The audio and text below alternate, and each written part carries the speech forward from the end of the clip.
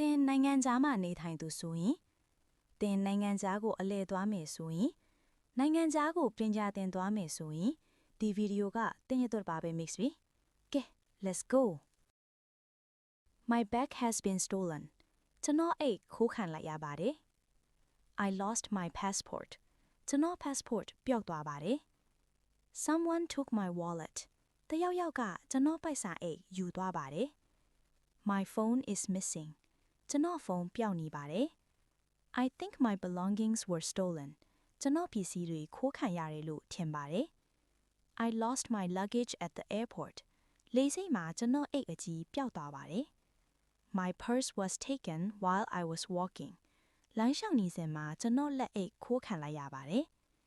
I can't find my backpack ကျွန်တော်ကြောပိုးအိတ်မတွေ့တော့ပါဘူး My valuables were stolen from my hotel room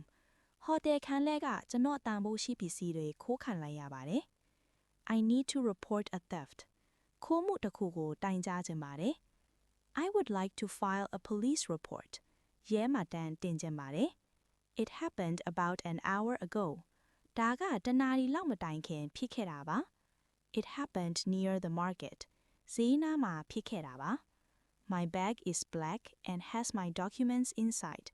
ကျွန်တော်အိတ်ကအမဲရောင်ဖြစ်ပြီးအထဲမှာစာရွက်စာတမ်းတွေပါပါတယ် Can you please help me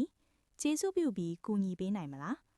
တဲ့အတွက်အကျိုးရှိမဲ့ဗီဒီယိုတွေမျှဝေပေးနေမှာမို့နောက်ထပ်လေ့လာလို့ရအောင် follow လေးလုပ်သွားပါနော်